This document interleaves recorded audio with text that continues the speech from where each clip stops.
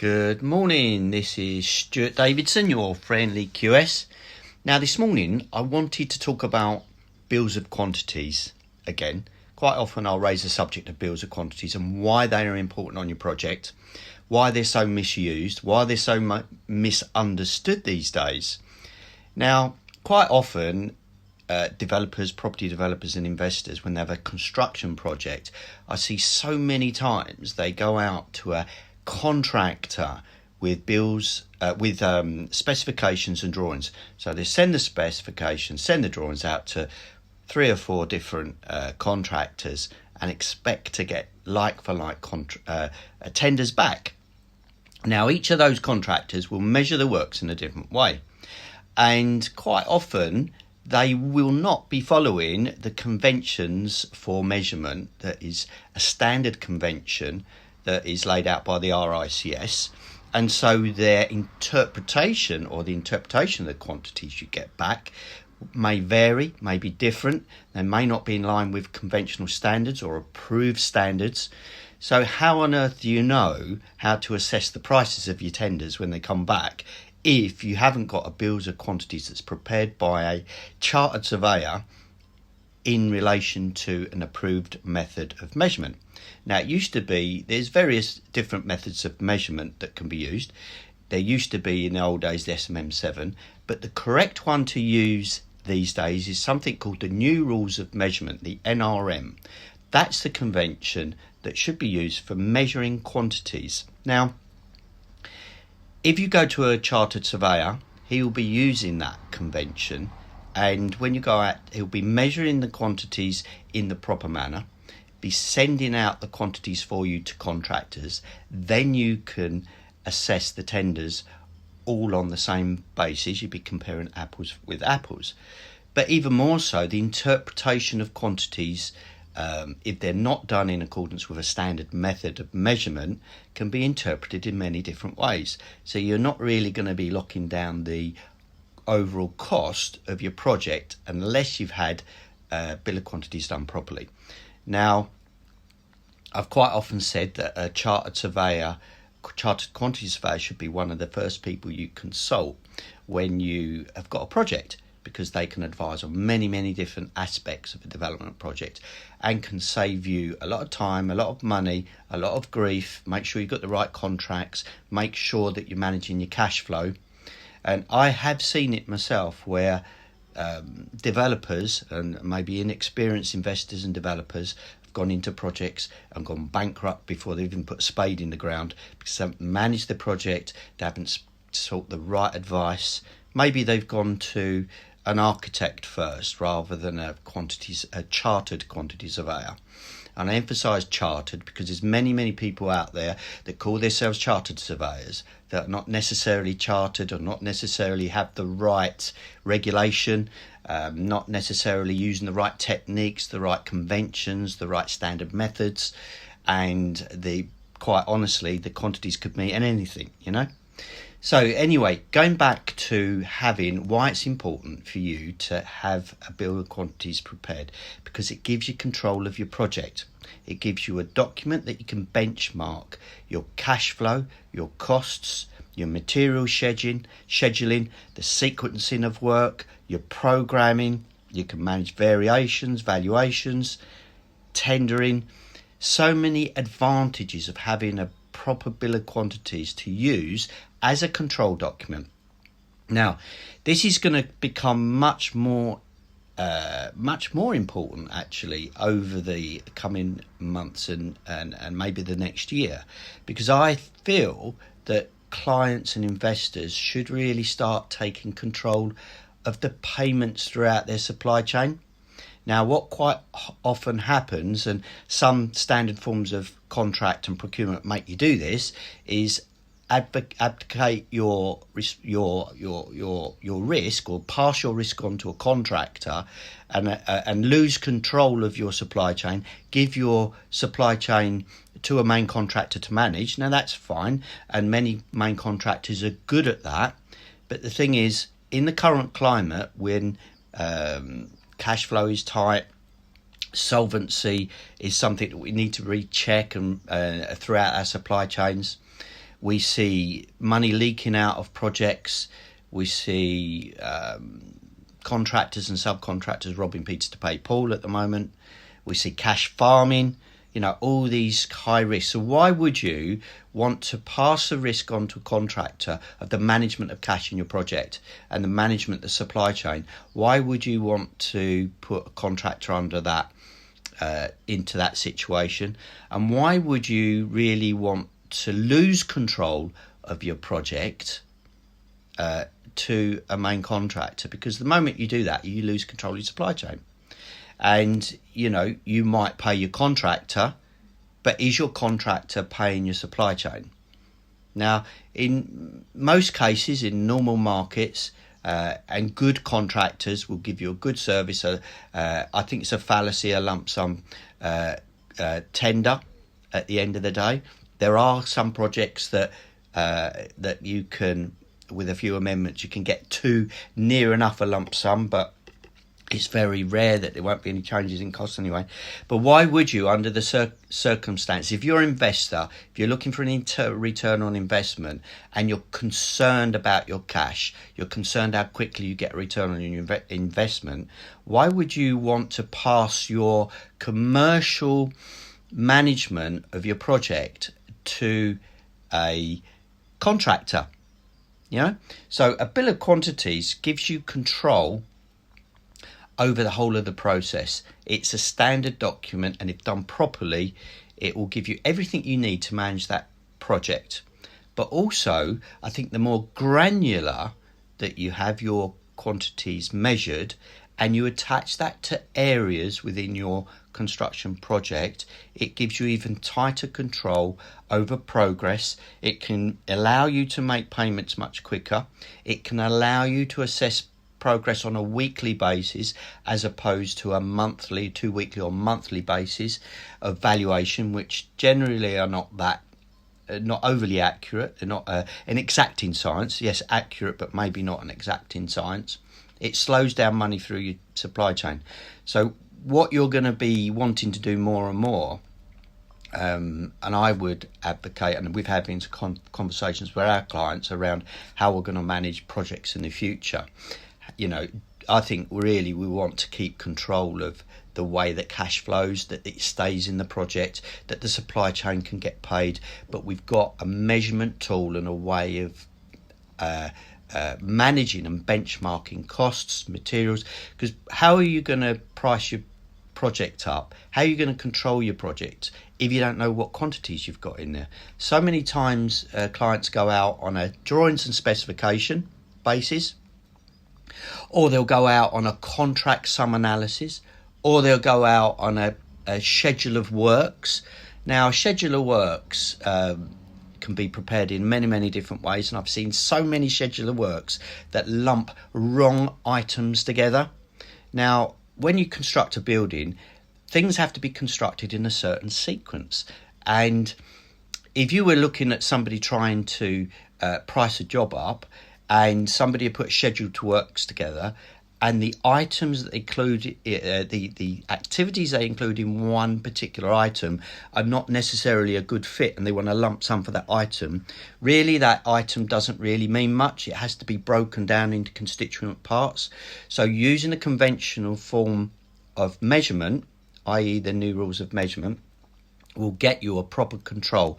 There's so many times I look at schedule of works, contract sum analysis, bills of quantities that people have done, that people calling themselves QSs or contractors that are not QSs, and it's so random. I mean, the numbers at the end of the day to pin down as a contract could mean anything. So my advice would be, if you are a property investor, developer, and you want something that you can benchmark and control your project, control your cash flow, make sure you understand exactly what each work section, each quantity means, what's in it, what it means in terms of labour, plant and materials in each item. Are they split out in a way in which you can sequence your work, you can test your project logistics against, you can check that is broken down in such a way for work sections, because sequencing of works has a major impact on the cost of a project. So if you've got the sequencing wrong, if you've got no model or form that you can base a sequencing schedule on, i.e. you don't know what the work sections are, you don't know you haven't broken down the elements and the quantities and the packages down properly into the right sequencing manner and the best way to package your project up. What trades are you going to have on site at the same time? What packages are you going to give to one particular company, or are you going to split the packages down? You know, there's so many things that really need to be thought about. And just to see developers and investors just hand that over to contractor and 4 contractors and get 4 different answers back and not have control over their projects. And then they wonder why the project's going wrong, it's being delayed, where's the money's not flowing through my supply chain, people getting paid late, the subcontractors are not turning up, I've got the wrong contractors on site at the wrong time, and so my advice would be to think about a bill of quantities, have a chartered surveyor prepare a proper bill of quantities prepared in the right conventions using the new rules of measurement in a proper way that you can control your project. So a little bit of a rant really, but you see so much rubbish being sent out and so many investors and developers getting into trouble because they've gone the wrong way about the project. And incidentally, here's another thing. Quite often you'll go to a large practice and they'll advise you to go design and build or pass the risk on to the contractor inappropriately. And design and build, by the way, is used far too much. And it's not necessarily, now you'll be told if you're a developer that that's to pass on risk, to pass the risk on to the supply chain or the contractor to alleviate your risk as a developer. Well, I can tell you for a start, it doesn't necessarily alleviate your risk, and it's what it does do, it quite often alleviates the risk of the consultant or the QS firm that's advising you on it, because they may not have the skills to do bills of quantities because they're concerned that if they get it wrong, then they're liable. So they'll pass the risk down the line, but it's not necessarily to your benefit if you're an investor or a developer. So I would make sure that you get control, that you make sure you've got a qualified chartered quantity surveyor to do your quantities, to prepare a proper bill, to package the work up properly, to manage and plan the cash flow, making sure that the cash stays in your project. Because once you've paid your contractor, you don't know where the money's going necessarily. I'm not saying all contractors are like that, but you know, I've mentioned this on a number of lives. It does go on. Just recently, somebody I know on a project had paid his contractor the first evaluation application. He paid the valuation, works were certified, paid the contractor £300,000. The contractor went bust before he'd paid his supply chain, so he's lost £300,000. Yeah, so I would advocate in these difficult times to come up with a system, and you can talk to us about it because we've got a system that works for this. You keep control of the cash in your project. You can still employ a main contractor if you want to go that route. And you can employ your supply chain on the basis that you pay the contract, you pay the supply chain, and you pay the contractor for his overheads and profit and any prelims that he's providing, but you manage the payment of the supply chain. That way you're alleviating your risk. And if you've got a good bill of quantities that's split up into each, and it's packaged properly, that those packages are sent out to tender in the proper manner, then you get control of your project and get control of your cash. So I would say, think about if you've got a project to start and you're not quite sure who to employ first. Before you even employ an architect, talk to a chartered quantity surveyor and talk to him about the way that you want to approach your project, and talk about the different options and routes and where you want to sit the risk.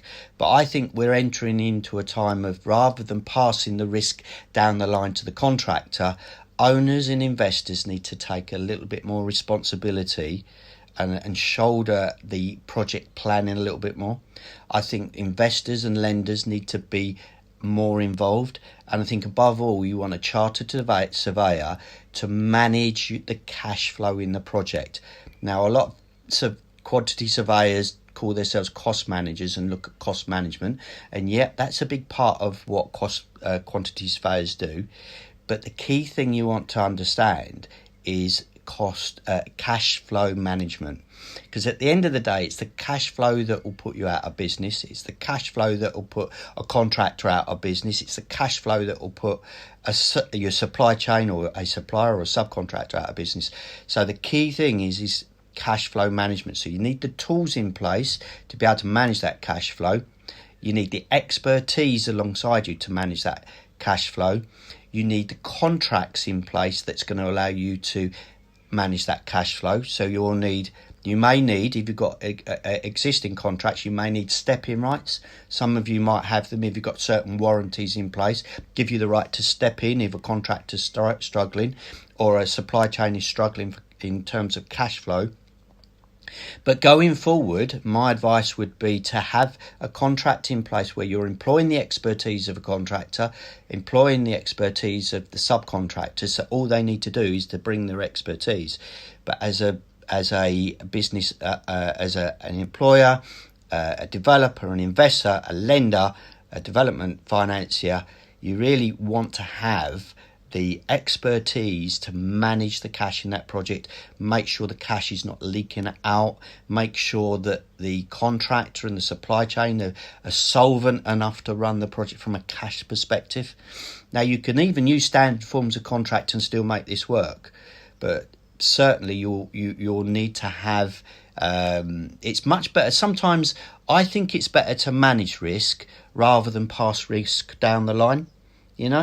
We've seen the problems where risk is passed down the line. If you pass the risk to a contractor, the risk is then passed to the subcontractor, then the supplier, to the people that are least able to manage that risk. But as an employer, don't always be hoodwinked by advice that tells you to pass the risk down the line. My advice would be to manage that risk, get the right expertise around you in order to ensure that you're mitigating any risks by managing it and managing it properly, and not putting the risk in a place where you can't manage it, where you can't control it, where you've got no control over the supply chain, where you've got no control over the costs. And one of the key elements to do that is to get a proper chartered surveyor, use a proper convention and a proper method to measure the project and to manage the project, manage the cash flow, manage the correct procurement that's right for you, not necessarily defaulting to design and build and schedules of work and contract sum analysis and all of those kind of things that are too often put out there because there isn't the skill base to do it properly. But I would advise having a look. You can find a chartered surveying firm, a decent chartered surveying firm that's regulated by the RICS, and get some advice from them, or come to us and we'll talk you through your project and make sure that you're managing your project, that everything's been planned properly, the right time to bring in your architect, the right time to bring in your design team, the right way to procure those services, who you need in when, what you've got to look out for in terms of the lead up to construction, through construction, at the other end, and to make sure that your cash flow is managed and intact and looked after and joined up right the way through your project. So there you are. There's the case for a bill of quantities. Don't let anyone tell you otherwise, but you need to know what's in your project. You need to know, you need to have a firm, approved basis of measuring a project, controlling a project, and making sure that you're keeping the risk to a minimum and you're not leaving it to the parties that are least able to manage it. So, this is Stuart Davidson, your friendly QS. Little bit of a rant this morning about bills of quantities, but there you go. That's just how I felt. Have a lovely day. Sun is shining. Go and get your exercise, and I'll see you in the next video.